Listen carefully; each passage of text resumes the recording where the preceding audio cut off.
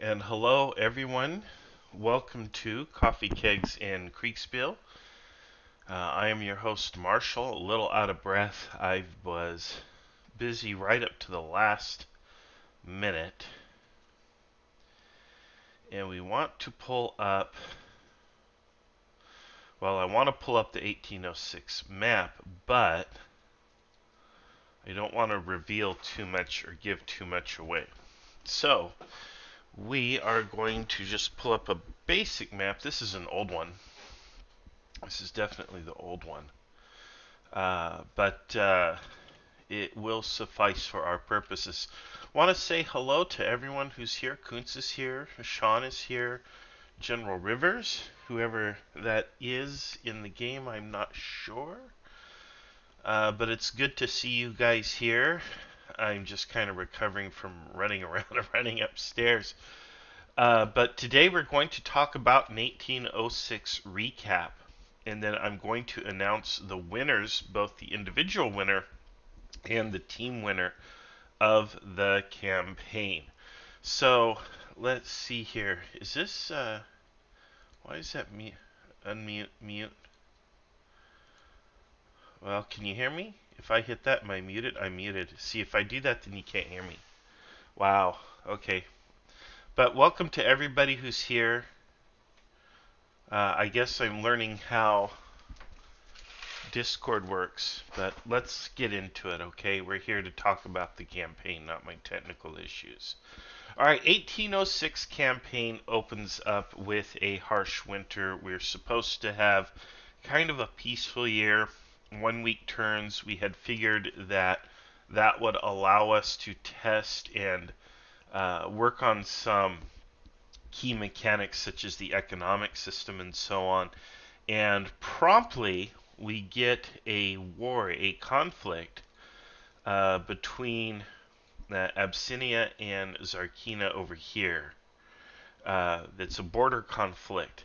At the same time that they're doing that, we've got the player, the infamous Sam Miller, who is trying to create a war. He's trying to start a war anywhere he can.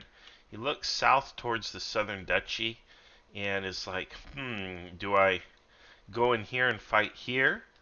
And we're basically kind of like, no, that's kind of your ally. They're your vassal state. It's probably not a good idea to do that. So then he looks inward. He looks at the king, and he's like, do we do a coup against the king? What do we do there? And eventually he settles on Kavreich, which is here. Man, this is an old map. On the map I have all these things labeled. But he settles on Kavreich and stages a false flag raid that basically results in an all-out war between the two states. And the war goes splendidly well for the Blau, and they end up conquering all of this area here. So they conquer all of that territory, which I should be using blue for that, right? And they take quite a bit of land. And then they reach a stalemate because while Blau has powerful armies, they do not have a powerful navy. And many of their ships are lost. And of course, Altmark is thinking, well, maybe we need to get involved. In fact, during the whole campaign, there are issues with Altmark and Blaureich, mostly over things that are happening over in Avalonia, which is clear over here on the other side of the world. And as a result, there is tension between the two states. In any case, the let's see here. The tensions continue to simmer, and eventually Altmark, late in the year, will join on the side of Kavreich. Now, Kavreich will nearly come to a peace agreement with Blaureich, and what's really interesting about that is the biggest point of contention, and the reason it wasn't signed, was this little bit of property right here, which Blau requested as kind of like an indemnity or something. Blau wanted to redraw the border. In reality, I think it's just a map error that Justin probably intended for the border to be along that line, but it got moved or drawn here. In any case, it's on the map and it's official, so this territory is divided. And the Kavreich, the Great White Bear, the leader of Kavreich, uh, vetoed the peace agreement over that little strip. He was not going to give them anything. So as a consequence, we have continued conflict between the two states here. All right, let's take a look at what else is going on. Vermilion spends most of the year in a building phase. They're trying to develop and recover from what was really almost a year-long civil war. And they have problems with disease. They have plague here in the west, which is otherwise a prosperous region. And there are problems here in the center towns, cities. They capture a person who's spying for Altmark. They have flooding because of the hard winter. You have all kinds of flooding that fills these rivers here along the border. You also have flooding here in Leeson and along the border here. So there's a whole lot of flooding that takes place over the summer when the snows melt, and that creates a lot of domestic issues. Amid these issues, you have leaders going back and forth, and you get some problems. First of all, we have the deaths of the Altmark Duke and his ambassador. They go on a state visit to Blaureich. On the return home, they meet with a disaster. The carriage goes off the road, falls into a ravine, and they both are killed in the accident. Meanwhile, Abyssinia is invaded by Zarkina. They invade through here. They come in on a couple of fronts. They make a lot of initial progress, taking the enemy by surprise. However, Abyssinia manages to rally mostly levies. They begin cutting off supply lines through rearguard actions that prove effective. And a lot of that has to do with the fact that Zarkina really didn't do much to secure their supply lines. They just figured if we make this drive in this way, we'll seize all of this territory and get a quick capitulation. Did not work that way. Instead, Abyssinia really harassed them from the rear. Eventually, they engaged the Stahlfalken mercenaries from the southern duchy, who then came down and captured an entire corps of their army. And then the Abyssinians managed to surround and cut off their other armies, and eventually led to what is essentially some kind of a tactical withdrawal or retreat. The war is not officially ended, but Zarkina is essentially almost completely evicted from Abyssinia. At the same time, the Tsar has died. He had a seizure or something and passed away ultimately. And as a result, there is internal turmoil in that nation. Taking advantage of the distraction, however, Vermilion eventually invaded Abyssinia, claiming the same casus belli, which is that, hey, your sheep and your shepherds are wandering over the border, and to their credit, Vermilion only asked 60 florins to pay for as in kind of an indemnity, and had Abyssinia paid that money, I don't think Vermilion would have invaded, and I think they would have even agreed to help Abyssinia in its war against Zarkina. Nonetheless, Abyssinian pride being what it is, they told him no. As a consequence, invasion took place a few months later. And now, of course, the Vermilion armies are pushing into the country, and it's not clear how Abyssinia is going to stop this. It's just not clear. Meanwhile, you have Dorado here, and there are some disturbing reports out of Dorado that the border has been closed, and there could be some kind of a buildup going on. That could be a prelude to war. or it could be an internal security operation. Nobody knows. You'd have to ask the Doge who rules in El Dorado. Or you can wait and find out. The southern duchy was plagued by an earthquake, which took place here near the Stahlfalken headquarters. It cut off their mountain passes, made it very difficult for them to conduct trade for several months, and critically, it damaged the lead mines in the area, which I don't think they're on this map. They may or may not be on this map, but I think they may be marked on the newer map. And that, of course, is impacting, or has the potential to impact, the war between Blau and Kavreich, because there's no lead for bullets. Now, to say there's no lead isn't entirely accurate. There is a shortage of lead for bullets.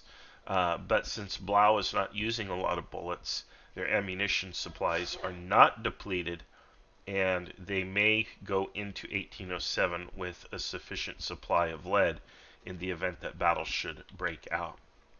In Fior, the Pope died and has been replaced with a new Pope who has some rather unusual opinions about the faith. Nonetheless, he is planning on taking a tour to promote his version of the faith, and it will probably be successful. It already sounds like a popular religious philosophy, and he is planning to make a tour then to share the faith and communicate to all the faithful about the joys of his version of the faith. Leeson has basically tried to recover, sandwiched between two great powers. It's hard to be Leeson, I've got to say, but there were some pretty cool advances. There were multiple advances throughout the year that were handed out. I also forgot to talk about the canal project in Blau, which has kind of been on ice given the internal turmoil, but they're planning to build a canal over here, which is very unpopular in this region. It's not a popular decision among the ordinary folks in the area. All right, back to our advances. There are a few advances I am going to mention. One in Vermilion over here, they've invented a hand pump for water for wells. So it has substantial benefits for sanitation, which is quite timely. In fact, the discovery is in fact separate from the plague issues, but they now have this technology. In time, that technology will spread to other countries through trade and communication and so on, so that everybody will eventually have that technology. But it is going to appear here first, or it is appearing here already. In addition, coffee is flowing into the area for the first time. It is a new beverage on the continent, and it is quite popular. And so that is a new thing that's happening there. In Leeson, something that has not been shared with the rest of the community, but the world will pretty much know it or will soon know it, and that is canning. Canned foods for the Army has been developed, and so Leeson has the ability to supply their troops for a greater distance and duration while on campaign. Up here in Altmark, they have developed an advanced sea technology, basically an advanced hull for a ship with sail designs and other things, giving them the edge at sea. They already have the undisputed edge at sea just in terms of sheer numbers. They do have ocean-going transport ships, which other nations do not have. Now they have ships that are even better than the ships they had before. Now, this is a design. It will take several years for the design to be developed and put into service. Nonetheless, they're already hard at work on that design. All right, Peter is here, and I want to give Peter the opportunity to speak. Peter, I'm sorry it took me so long to come online, but I want to give you the opportunity to make whatever commentary you would like to make before we get into announcing our winners. I know there's a game on, so we don't have a lot of people in the live audience right now, but I do know that people will be coming back to watch this. We do have several people on the YouTube. So Federico, Robert, good to see you. Uh, and you're right, Robert. I think I may have used the word rearguard when it should have been guerrilla warfare. Um, Vermilion, there we go. Sean, and so on. But good to see you guys. Good to see you. Okay, Gobbler, good to see you. Peter, go ahead, man. Yeah, right. Well, first of all, good day to you, Marshall. Hope your Good day. day started well. It's been Um, crazy. okay.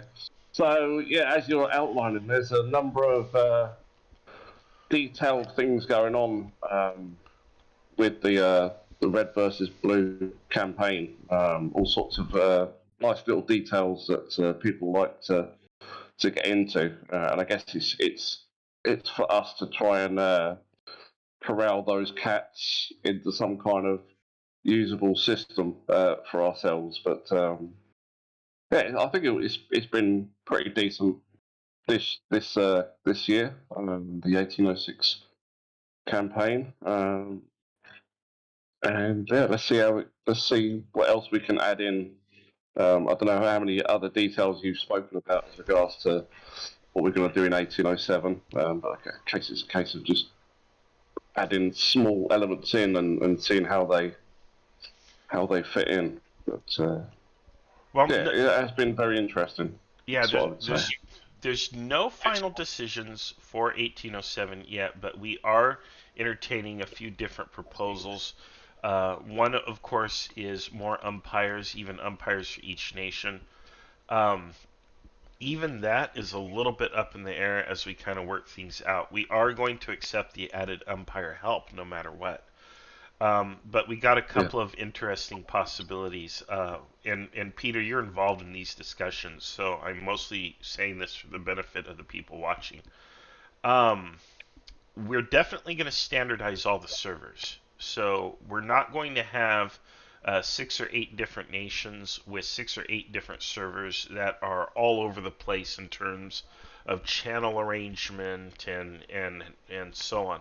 We really do need to come up with a standard template for a national server so that when we as umpires go into these servers, we know exactly where we're posting each kind of report. So if it's an internal report or a military report or a naval report or an economic report, we know where to post that. We also know where to find your orders.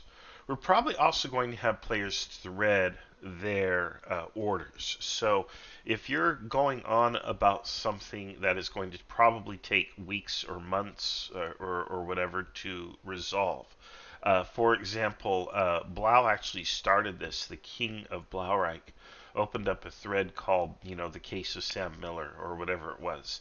And actually, it's James Miller is the character that Sam Miller was playing. And everything was contained in that thread, which made it very useful because then the umpires could go click on that thread and see the latest orders right there, as well as the latest reports. So that made everything really useful. Whereas in a lot of our channels, we get a lot of back and forth discussion, and we even go off topic, and so your orders just get buried. And even if you pin them, well, it's still a chore to go up and see the pins. So I think if we have some channel discipline and we put everything into threads and we don't allow discussion, if discussion happens, we delete it.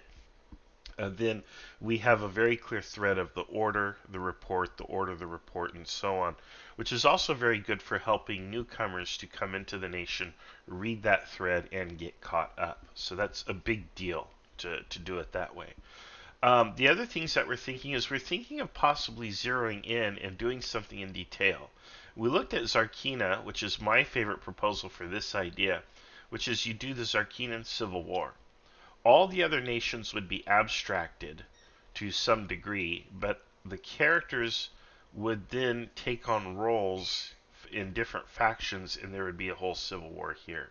There's also the discussion of doing this with the Blau-Kavreich War, and a little bit of discussion of doing this with Abyssinia Vermilion, but I think Vermilion's had their time in the sun, and I don't think this war is necessarily going to last much longer, and frankly, I don't think it should last much longer. But we're going to see what happens there.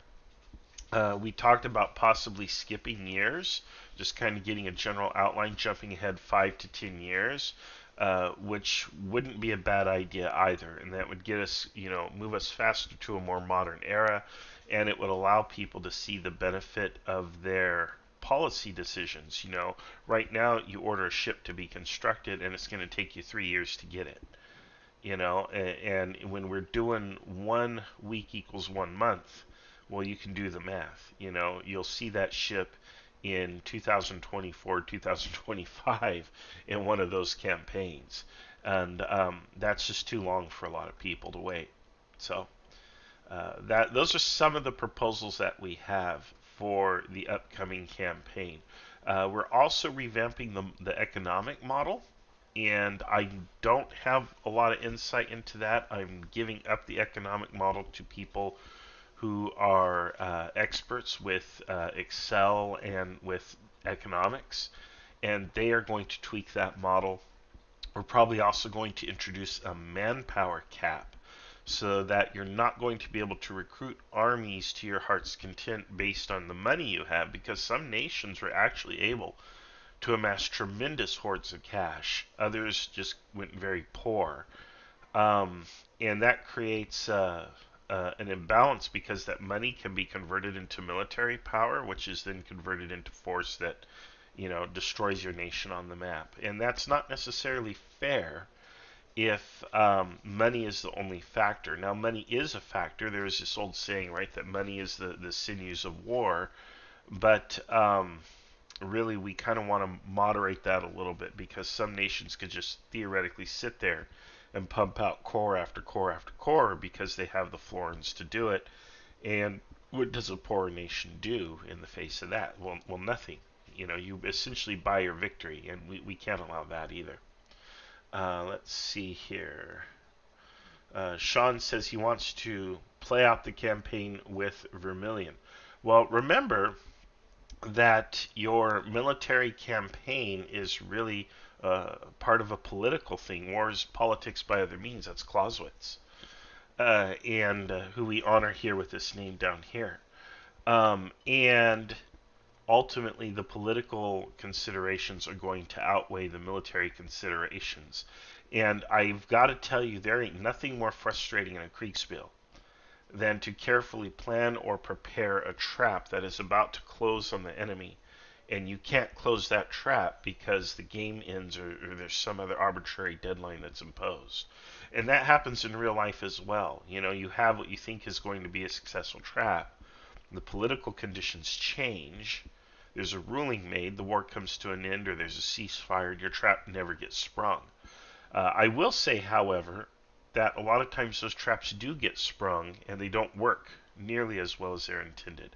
Now, I don't want anybody to kind of read into that commentary. It does not mean that there's a trap in any kind of existence. But I will say, looking from a military political perspective, I think the situation in Abyssinia is getting pretty sharp. Um, it's coming to a point, I suppose. And shortly after it comes to a point, I think it's going to come to an end by force or politics or some other means. But that's my personal read on it, and it will be up to the players to resolve that. Peter, did you have any commentary on that? What I would say on it is, I guess we are a Kriegsspiel society, so unrealistically, people want to fight battles. Mm-hmm. So yeah, but then there are a section of people that really enjoy the kind of the role play, the Mm-hmm. political, the diplomatic side of things as well. So yeah, I could well see just people going all out every single year of this, and I guess it's down to us to kind of try to curtail that. And I guess we did try to curtail it We to a tried. certain degree, try and make it harder for them. But you know, nature finds its way, I guess. Yeah, it does.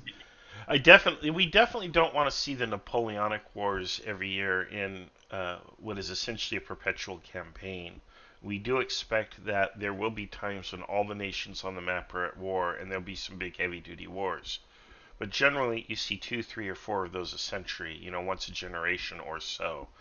having that every single year, no. You might have it for 3, 4, 5 years in a row. I mean, the Napoleonic Wars lasted many years. But again, when that happens, there's a cost or an impact to society, and it impairs your future. Just as World War I impaired the future of many nations when it came time to World War II. It had an impact.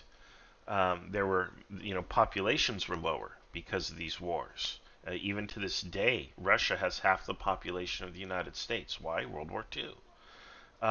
So there's all these things.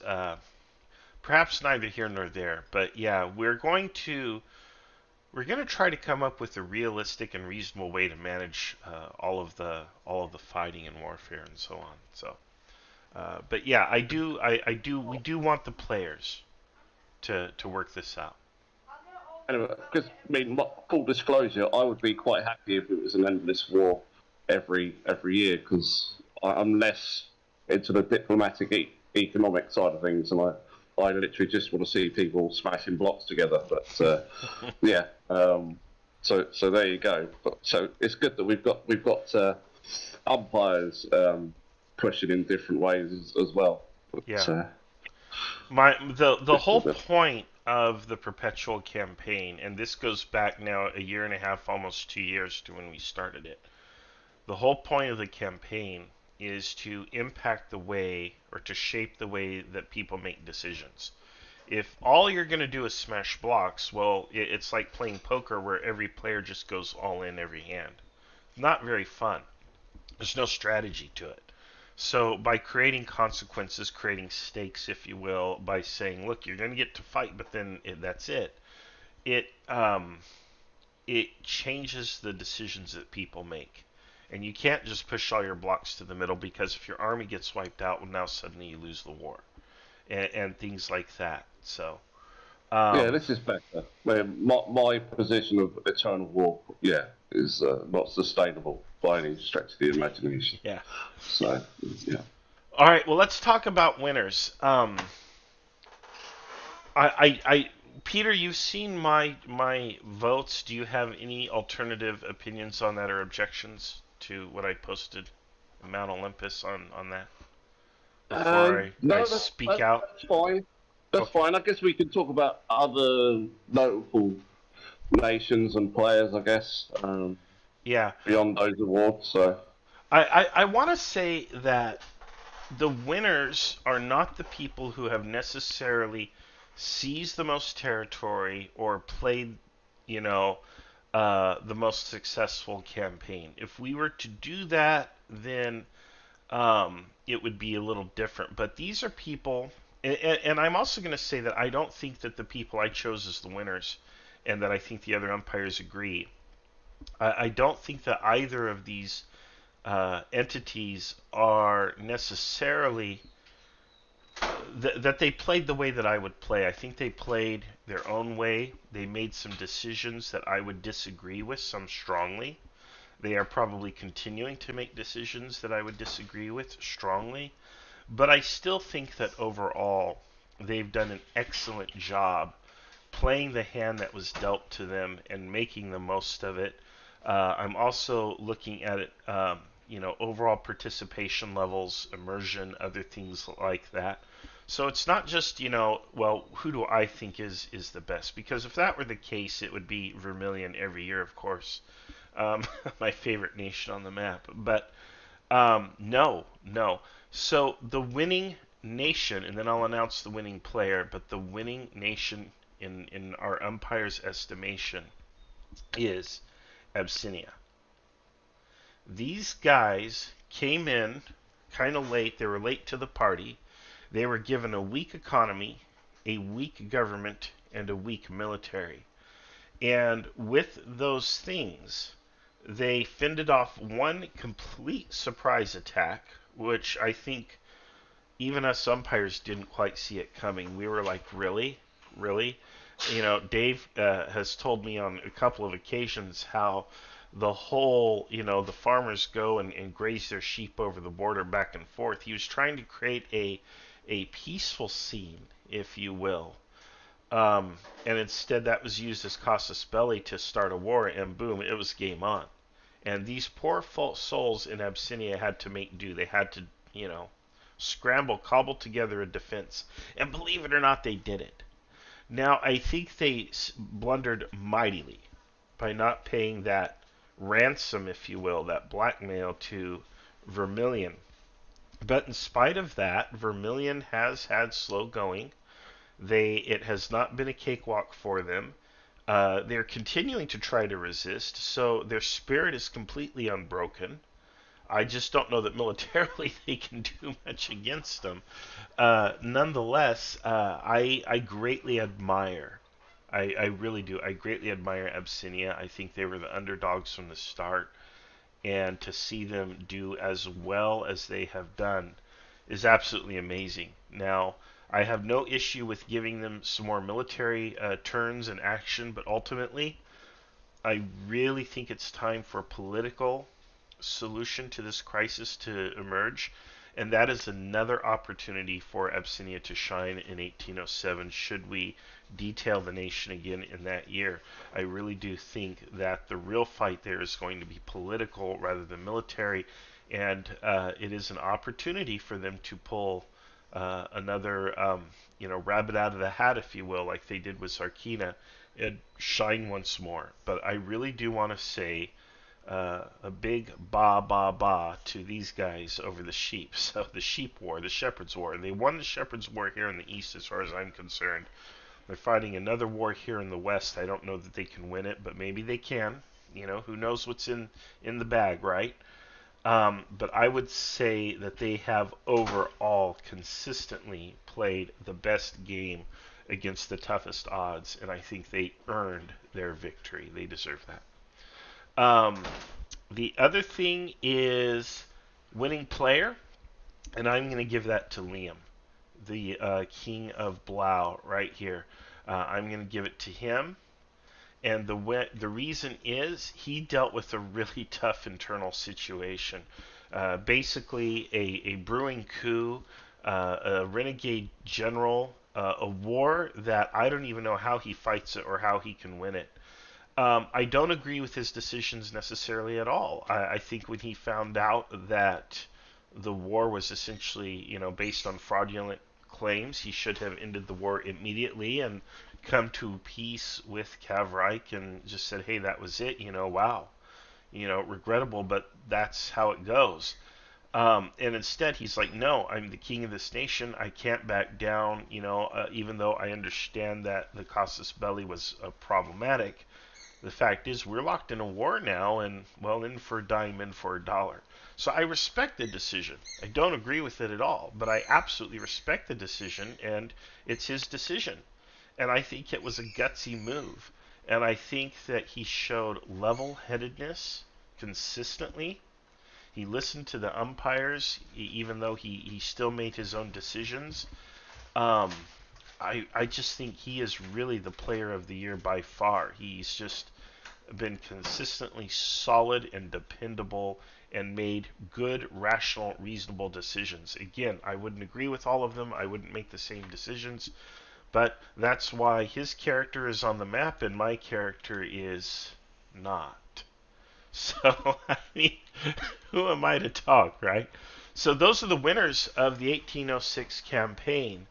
I'd be happy to design a mug for Abyssinia. They deserve something with some sheep or something on it. They've done a really good job. This is not to say that other players and other nations haven't done well. They have done well. But I really think Abyssinia and Liam both really do stand out. So there you go. All right, let's see here. One or two final comments. Abyssinian forever. Let's go. I don't know if Sean's hurrying me up or if he's saying let's go. Like, let's go. Sean also adds politics is out of my hand, but I can try. I looked at the forces I can raise in the ratio with Verm, and I can really do something. Oh man. See, I wanna give Peter. I wanna give Sean his shot. I don't want to. I mean, have you ever been there where you did all of this groundwork and it's like, man, I want to do it. Now, I don't know what he has planned. I don't see the map. I don't have that map, and I'm not asking you to clue me Well, we in. can look at that. I'll fill you in on those details later, I guess.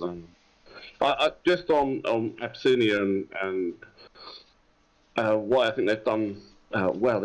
I think they have four independent armies essentially, or that they could have four independent armies because that's how Hmm. they they run basically. And I think that means that every general or every person in command has been able to see their situations in a fresh eye. Whereas if it was just one army trying to tackle the Zarkina and then having to tackle the Vermilion, Yeah. get a wearing on. Well, we would abstract the wariness on those troops, but um, yeah, it's kind of been in their favour that the fact that they've had these separate commands, and also been against them because there's been a certain amount of lack of communication, I believe, between the two, the generals on that regard. Hmm. But that was definitely an interesting aspect. Well, I know Um, Al Aziz has sent a lot of dispatches to his sultan.